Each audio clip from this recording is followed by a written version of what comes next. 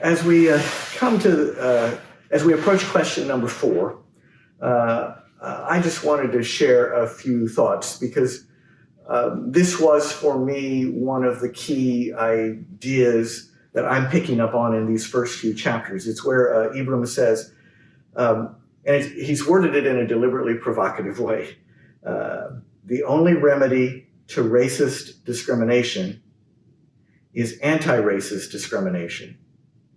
The only remedy to past discrimination is present discrimination. So I think as white people, we often think that the key to overcoming racism is that we stop discriminating. And that if we stop discriminating, everything's going to be fine, right?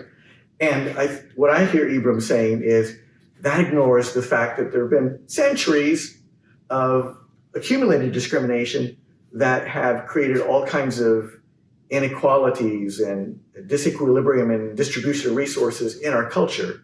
And so if we as white people simply say, okay, no more discrimination, but we don't take affirmative steps to address the harm caused by past discrimination, then we are essentially freezing the status quo in place, a status quo that was created by discrimination.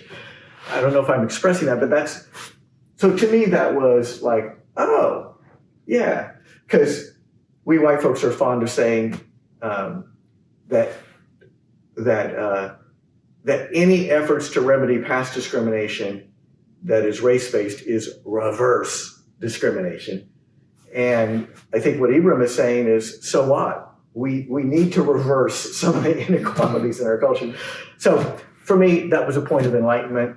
Interested in what you all think. You have anything you want to add? No, I do. I think you're right. I think there has to be an active, I think this whole book is going to be about being actively anti-racist. So it isn't just enough, as you just said, to just say no more discrimination. But what does that mean exactly?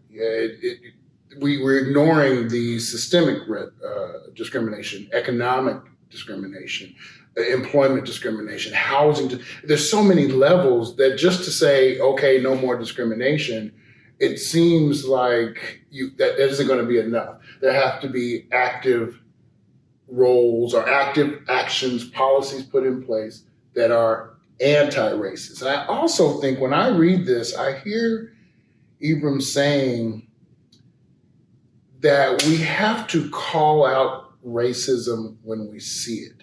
It almost has to be, sometimes I think that we can be comfortable when we know people who are racist or when we see things in the workplace that are racist. But if we're not vocal and calling it out and rooting it out and making change where we can make change, then we're just being complicit and kind of going along with it. So it's not enough that I'm not discriminating if I'm being silent while others are. While your golf buddies and the guys in the locker room are racist, we have to call that out and make it a bad thing to just kind of point the finger and say that is out there and I see it and hear it. If we're just quiet and we just kind of let it exist, there won't be change. We're just saying something for the sake of saying it, right? It sounds good. It's a claptrap.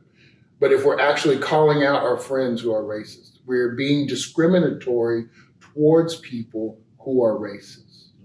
So we're saying your racism has to be called out. We have to make a spectacle of you, just as it has been in the past where, oh, you're black. It used to be a time when some white people or some black people could pass for white. And they would just kind of skirt along. And so when somebody found out, oh, this person is actually black, they would call them out. You shouldn't be here. And we need to call out racism and discrimination when we see it, white people. And black people too, of course. I think we've been calling it out for a very long time, but I think now this is a challenge that the only way that we're going to defeat racist discrimination is if we have a different attitude towards racism and make it a negative and not just something that we accept as part of American culture. Yeah. So these next few questions are thought-provoking. Let's dig in.